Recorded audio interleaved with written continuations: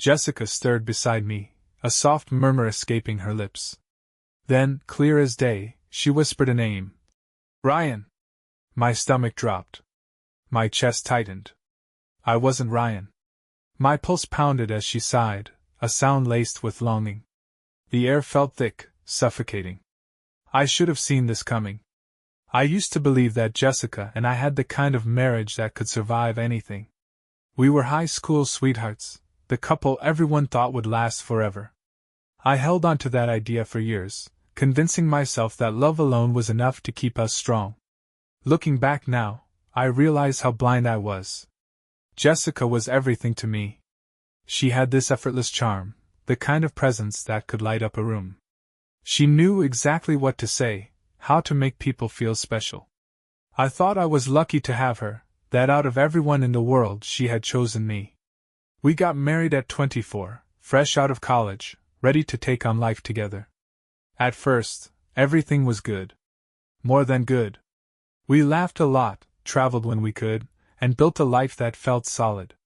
But somewhere along the way, things started to shift. It wasn't sudden. It wasn't dramatic. It was slow, like a tiny leak in a dam that you don't notice until it bursts. At first, it was little things, Jessica pulling away when I reached for her hand, her kisses becoming routine instead of real. She used to send me random texts during the day, just to say she loved me. That stopped. Our conversations became shallow, filled with small talk and empty pleasantries. Then came the secrecy. Jessica had always been glued to her phone, but now she started tilting the screen away from me when she texted. If I walked into the room, she'd lock it without thinking. I told myself it was nothing, that I was just being paranoid. But the seed was planted. And once doubt takes root, it doesn't go away. Her excuses started piling up. Late nights at work. Girls' nights she never used to have. A sudden interest in going to the gym, even though she used to laugh at the idea of working out. She'd leave the house in sweats and come back looking like she'd spent hours getting ready. I noticed, of course I did. But every time I brought it up, she had an answer. You're overthinking. God, Ethan, can I have a life outside of you? You're acting insecure, and it's really unattractive. She always found a way to flip it back on me, like I was the problem for even asking. And I let her. I let her convince me that I was imagining things, that I was being clingy or controlling. So I backed off. I told myself I needed to trust her. That was what love was, right? Trust? But trust isn't blind. Trust isn't ignoring the gut feeling that keeps gnawing at you in the middle of the night. And mine was screaming at me. Then came the sex. Or, more accurately, the lack of it. Jessica had always been the kind of woman who enjoyed intimacy, who knew exactly how to pull me in. But suddenly, she was always too tired. Too stressed. Too something. When we did have sex, it felt different. Mechanical. Like she was just going through the motions, waiting for it to be over. And then there were the moments where I caught something I wasn't supposed to see. The way she'd smile at her phone, the flicker of guilt in her eyes when she realized I was watching. I remember one night, she was in the shower, and her phone buzzed on the nightstand. A name I didn't recognize popped up on the screen. Ryan. I didn't check it. I wanted to. I nearly did. But I convinced myself it was innocent. A coworker, maybe? A friend. It wasn't. I should have seen it then. Should have faced the truth. But I wasn't ready. So I ignored it. I told myself that Jessica was just going through a phase, that marriage had its ups and downs.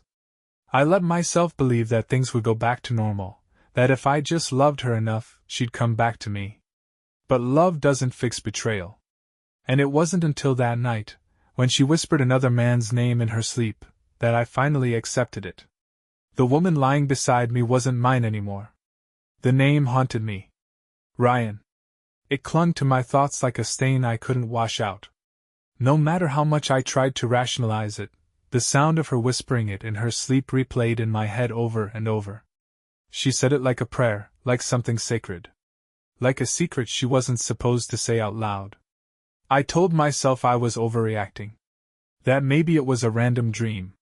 People dream about strange things all the time, right? But deep down I knew. A husband knows. And once suspicion takes hold, it doesn't let go. The next morning, Jessica acted like nothing had happened. She stretched lazily in bed, gave me a small, sleepy smile, and went about her morning routine like she hadn't just shattered something inside me. I watched her closely, looking for any sign that she felt guilty, that she even remembered what she said. But there was nothing. She hummed as she scrolled through her phone, sipping her coffee, completely at ease. That was the moment I realized something chilling. This wasn't new for her. Jessica had been living in this lie for a long time. I started paying attention. Every little detail, every shift in behavior, every excuse. And suddenly, things that seemed normal before didn't seem so innocent anymore. Like the way she always kept her phone face down. Or how she suddenly started dressing up when she went out with the girls. Or the fact that she guarded her phone like it held state secrets. I needed proof. The first thing I did was check our phone bill. We shared a plan, and while I had never cared about our usage before, now I had a reason to. It took less than a minute to find it, Ryan's number. Hundreds of texts. Late at night. Early in the morning. Calls that lasted for an hour or more, always when I wasn't home. I stared at the screen, my stomach twisting into knots. My hands felt numb. I scrolled further. This wasn't just recent. It had been happening for months.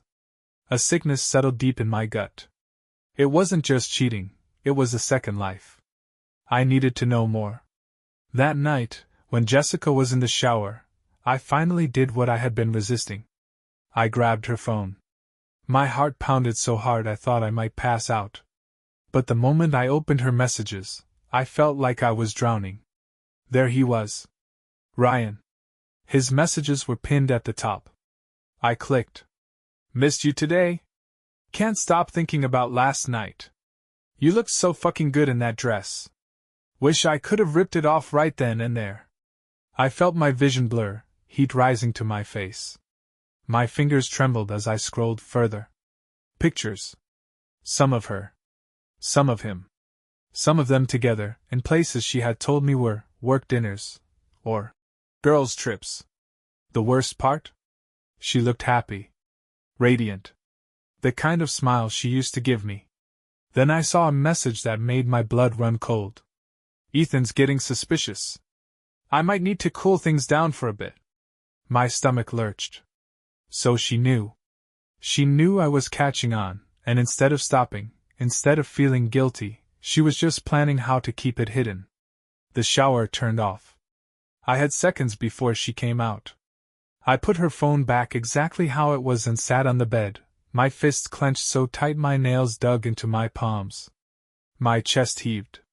She walked out, a towel wrapped around her body, steam following her into the bedroom. "What's wrong?" she asked, toweling off her hair. I swallowed down the bile in my throat and forced a smile. "Nothing. Just tired." She smiled back, walked over, and kissed my forehead like I was some pathetic fool. That night I barely slept. My wife was lying next to me, dreaming of someone else, texting someone else, loving someone else. And I was just supposed to pretend like everything was normal. No. I wasn't going to let this slide. I wasn't going to be another oblivious husband who got walked all over. I had the proof. I knew the truth. Now I just had to decide what to do with it. I couldn't keep pretending. Not after what I had seen. Not after reading her messages, knowing exactly where she had been, what she had done, who she had been doing it with. The rage inside me boiled hotter with every passing hour, every fake smile she threw my way, every casual touch that now felt like a fucking insult. I had two choices. I could let this eat me alive, or I could end it. So I made a plan. I waited for the perfect moment. I needed her to be comfortable, to think I was still the clueless, trusting husband she had been deceiving for months. That moment came on a Friday night. Jessica had just come home, claiming she had been out with the girls. She smelled like a perfume I didn't recognize. Her lipstick was smudged. Her hair was a little too perfect, like she had just freshened up before walking through the door. "Busy night?" I asked casually, watching her reaction. She hesitated for a fraction of a second. Just a fraction. "Yeah, it was fun. We just had drinks and talked about work stuff," she said, shrugging off her jacket. "You should have seen Sarah. She got so drunk, she nearly fell off her chair." "Lie." I smiled, playing along. Let her dig her own grave.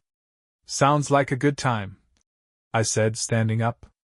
"I have something to show you." She frowned slightly, but followed me to the dining table, where my laptop was open. I had everything ready, the text logs, the pictures, the phone records. Cold, undeniable proof. I pressed play on a recording. It was her voice. A voicemail she had sent Ryan. "I can't wait to see you again. Last night was incredible. I wish I was in your bed right now instead of next to him." The blood drained from her face. "What? Where did you get that?" I didn't answer. I just stared at her, letting the silence crush her. She swallowed hard, her hands trembling as she reached for her phone. "Ethan, this isn't what it looks like." I laughed. I actually fucking laughed. "Not what it looks like. Jessica, I went through your phone. I saw everything. The messages, the pictures, the calls." "I know."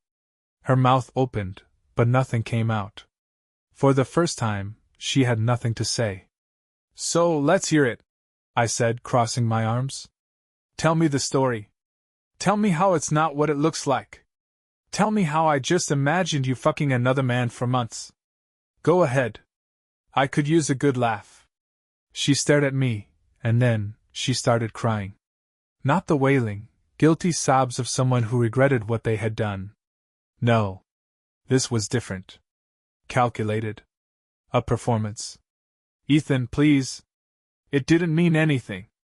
I was lonely, I was confused. But I never stopped loving you." I shook my head, disgusted. "So you loved me while you were in his bed? While you were texting him, laughing at how I was getting suspicious? While you let me think I was the problem?" She flinched at that.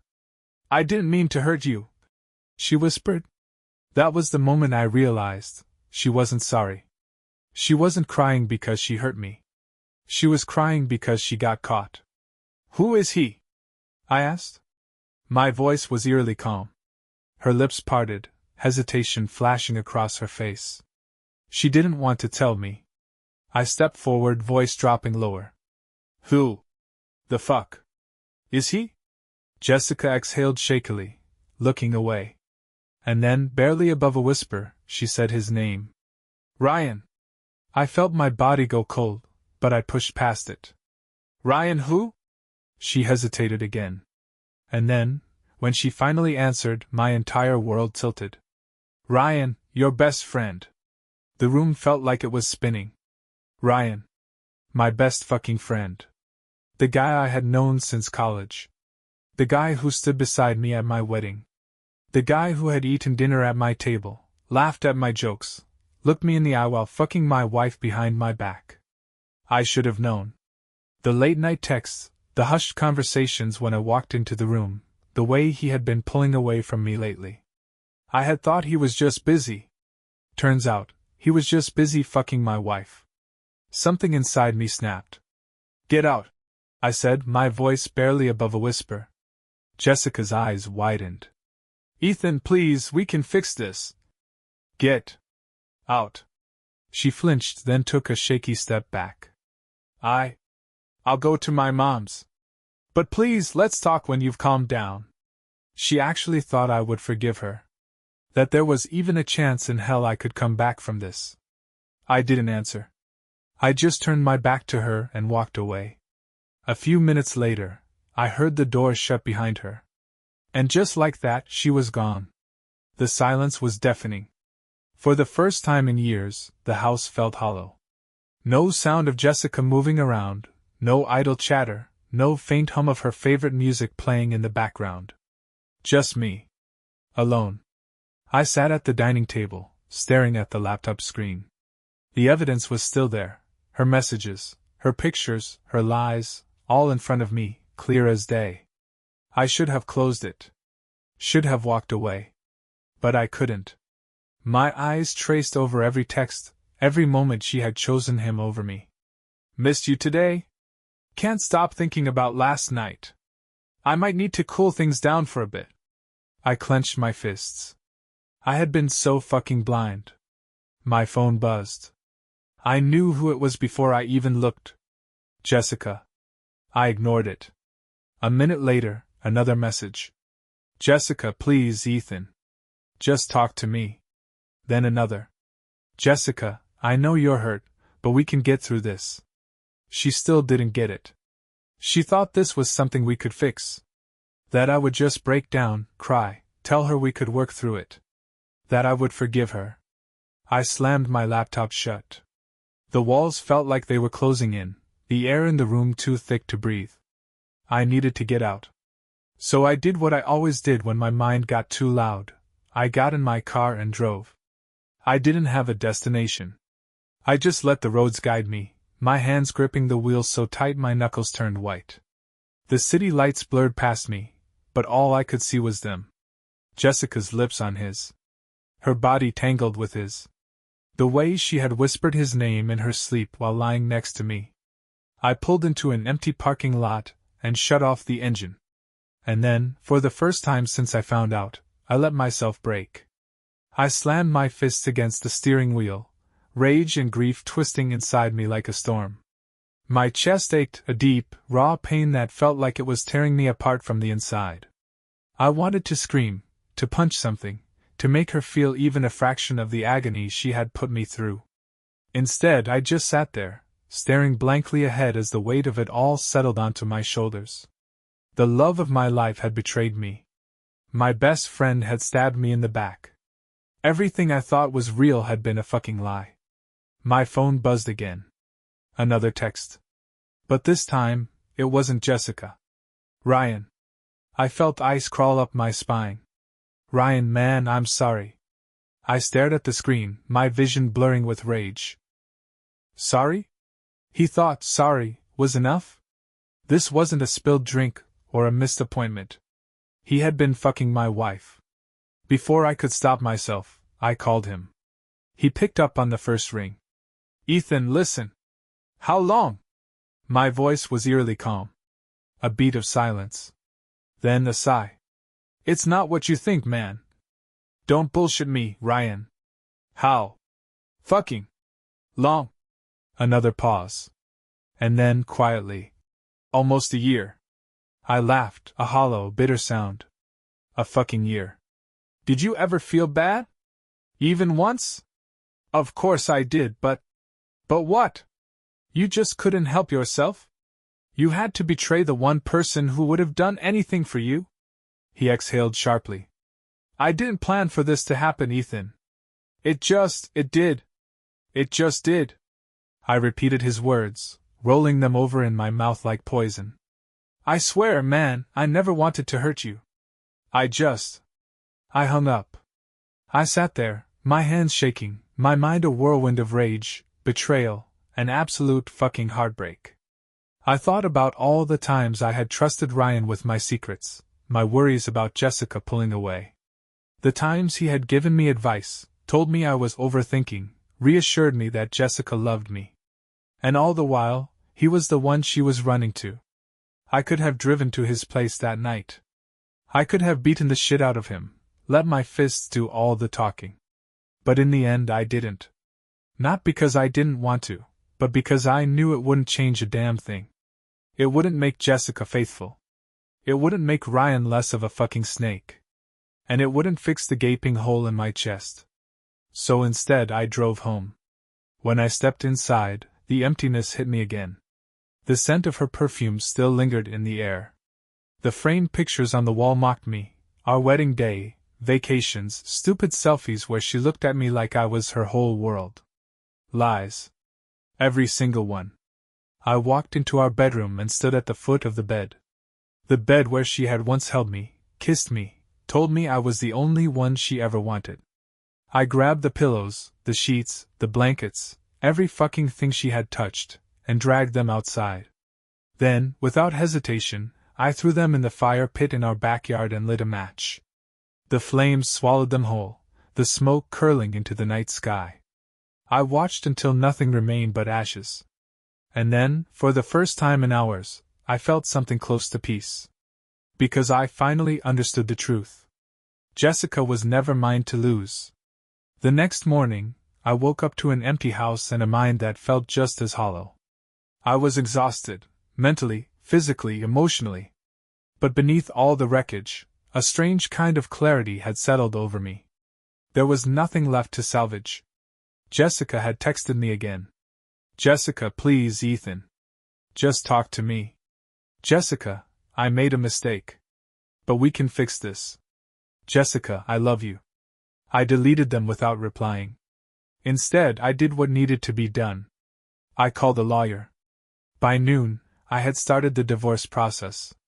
I wasn't going to let this drag out, let her worm her way back into my head with apologies and crocodile tears. She had already stolen enough of my time, my trust, my love. That afternoon, she showed up at the house. I didn't let her inside. Ethan, please. Just let me explain.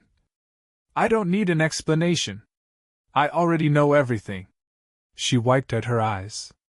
I wondered if she had even cried for me, or if all those tears were just for herself. I don't want to lose you, she whispered. I looked at her, really looked at her, and realized something. I had already lost her a long time ago. You should have thought about that before you fucked my best friend, I said coldly. Her face crumbled, but I didn't care. Sign the papers when they come. We're done. She stood there for a moment, as if waiting for me to change my mind. But I didn't. Eventually, she turned and walked away.